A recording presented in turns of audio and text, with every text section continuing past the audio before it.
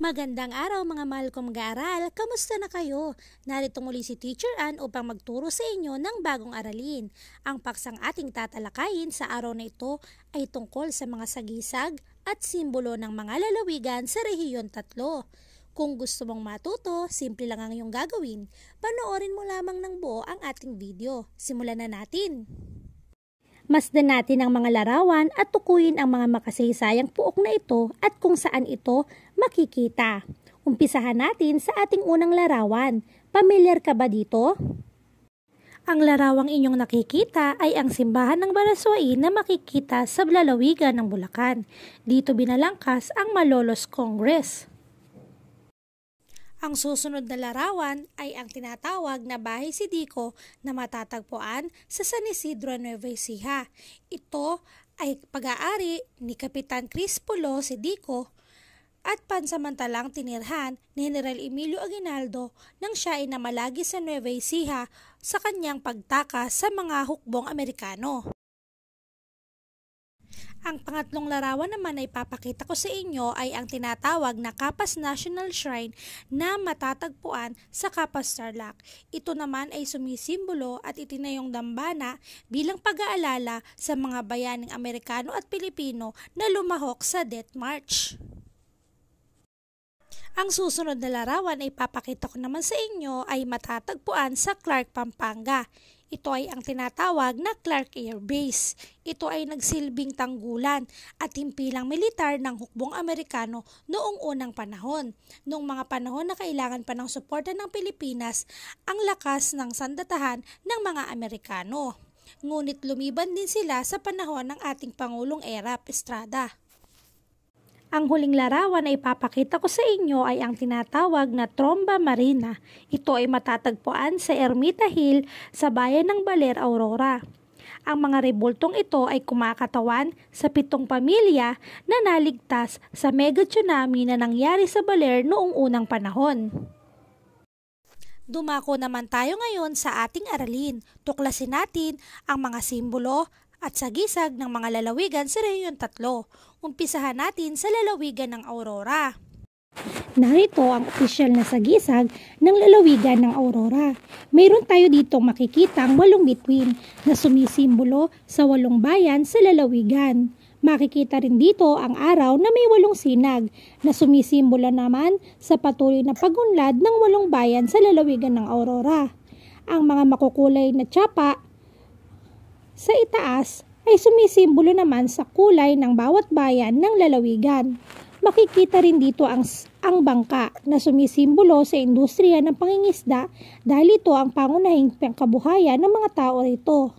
Ang mga puno ng niyog at 8 dahon naman ay sumisimbolo sa pangunahing produkto ng lalawigan.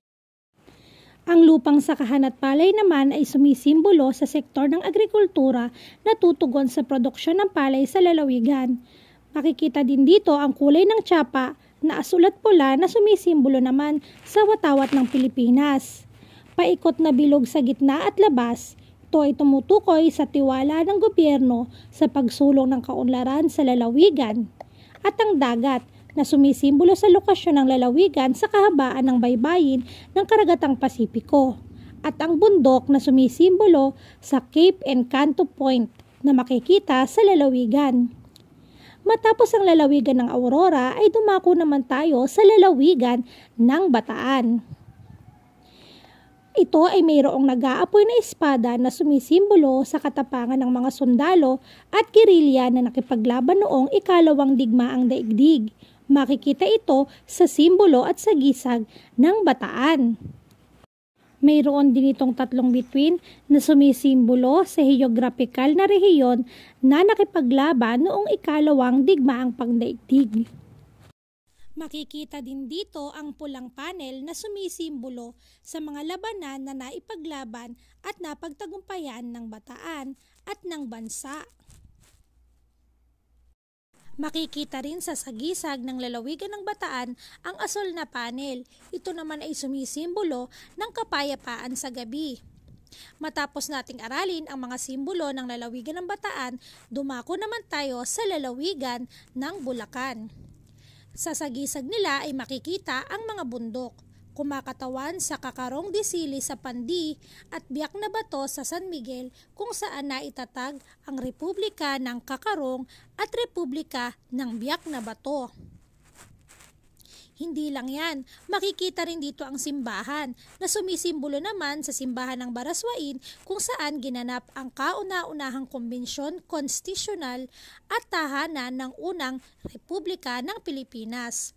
Mayroon din itong tatlong bulaklak na sumisimbolo sa ating pambansang bulaklak at opisyal na bulaklak ng lalawigan. Ito ay ang sampagita. Hindi lang yan, meron din itong makikitang mga kawayan na sumisimbolo ng katapangan ng mga Bulakenyo, ginamit na palaso at sandata ng mga katipunero sa kanilang pakikipaglaban laban sa mga Espanyol. Dumako naman tayo sa lalawigan ng Nueva Ecija. Mayroon itong tatlong bituin na kumakatawan sa mga pulo ng Luzon, Visayas at Mindanao.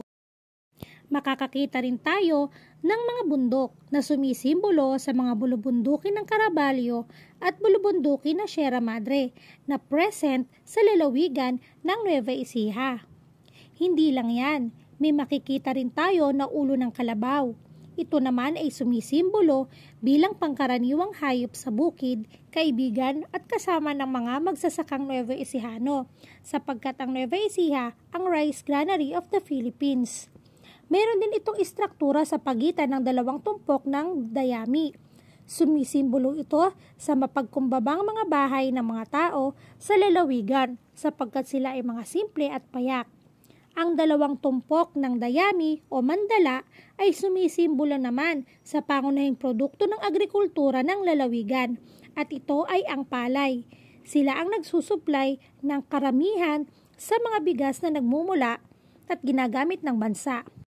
Ang background naman na kulay dilaw ay sumisimbolo sa mga hinog na palay na handa ng anihin dahil ang Nueva Ecija ay kilala bilang rice granary of the Philippines. Karagdagan pa ay ang asul na background. Ito ay sumisimbolo sa payapang papawirin ng mga Novo Ecijano sapagkat ito ay kilala sa kapayapaan at tahimik at simple ang pamumuhay ng mga taong nakatira dito. Ang background na malaluntian o berde ay sumisimbolo sa matatabang pananim sa mga bukirin ng lalawigan sapagkat ito ay kapatagan pagsasaka ang kanilang pangunahing pinagkukuhanan ng kanilang pinansyal. Dumako naman tayo ngayon sa lalawigan ng Pampanga. Mayroon ditong makikitang bundok na sumisimbolo sa maganda at kaakit-akit na bundok Arayat na matatagpuan sa Arayat, Pampanga. Hindi lang yan, meron din ditong makikita na gulong na may ngipin. Ito naman ay sumisimbolo ng pag-unlad ng industriya sa lalawigan. Alam naman natin na ang Pampanga ay isang maunlad na lalawigan sa Rehiyon 3, kung kaya't maraming mga pagkakataon at oportunidad dito. Ang tangkay ng palay at tubo ay sumisimbolo naman sa pangunahing produkto ng lalawigan na palay at tubo na nagsusuplay sa iba't ibang bahagi ng mga lalawigan sa Rehiyon 3. Mayroon din ditong 4 na haligi na sumisimbolo sa 4 na distritong kongresyonal ng lalawigan ng Pampanga sapagkat ang Pampanga ay nahahati sa 4 na distrito. Matapos nating pag-aralan ang lalawigan ng Pampanga ay dumako naman tayo sa sagisag at simbolo ng lalawigan ng Tarlac. Makikita rito ang 3 bituin na sumisimbolo sa mga isla ng Luzon, Visayas at Mindanao. Hindi lang yan, mayroon ditong makikita na 3 kumpol ng halaman. Ito ay sumisimbolo sa 3 pangunahing produkto ng lalawigan ng Tarlac, ang palay, ang mais at ang tubo. At hindi mapapansin na sa gitna ay may halaman na nakapalipit sa baging. Sumisimbolo ito sa pangkat ng mga taong nagkakabuklod-buklod para bumuo ng matibay, malusog, masigla at mapagmahal sa kalayaan ng mga mamamayan. Mayroon din itong ginintoang kapaligiran na sumisimbolo sa masidhing damdamin na magkaroon ng mapayapang pamumuhay, kalayaan, kasiyahan sa ilalim ng lipunang umiiral ang demokrasya at katarungan. Dumako naman tayo sa huling lalawigan at ito ay ang lalawigan ng Zambales. Makikita dito ang gulong at palakol na sumisimbolo sa kalakalan at industriya ng lalawigan. Maunlad ang lugar ding ito. Mayroon din itong helmet at palakol, sumisimbolo sa industriya ng pagmimina ng lalawigan sapagkat ang lalawigan ng Zambales ay kilala sa pagmimina ng chromite. Makikita rin sa lalawigan ng Zambales ang araro at kumpol ng mga butil na sumasagisag bilang agrikultural na lalawigan sapagkat sagana rin dito ang agrikultura na sumusuplay sa pangangailangan ng lalawigan at karatig lalawigan. Ang angkla naman na makikita sa sagisag ay nagre-representa ng mayamang industriya ng barko sa Zambales. Alam naman natin na dito matatagpuan ang Subic Bay Freeport Zone. Mayroon din tayong makikitang tatlong kulay.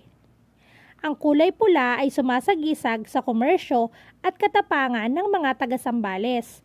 Ang kulay puti naman ay sa agrikultura at kalinisan at ang kulay asul ay sumisimbolo sa kapayapaan. Ang bulubundukin ay sumisimbolo sa mayamang lupain at kagubatan, mineral at mayabong na kapatagan at lambak na bumabagtas pahilaga patungong timog na kahanay ang mga baybayin. Hayan, atin ang nalaman ang mga sagisag at simbolo at ang mga kahulugan nito. Maraming salamat sa inyong panonood. Umaasa ako na nakatulong ang video lesson na ito para maunawaan nyo ang inyong aralin sa Araling Panlipunan 3 tungkol sa mga sagisag at simbolo ng mga lalawigan sa Rehiyon 3. Kung nais mo pang matuto at makapanood pa ng aking mga video lessons, i-type lamang sa inyong YouTube ang Teacher Ann Alfaro. Huwag kalimutang mag-subscribe at i-like. Pwede nyo ring i-share at ibahagi. Maraming salamat sa inyong lahat. Hanggang sa susunod nating aralin. Paalam muna sa ngayon. Miss pa po.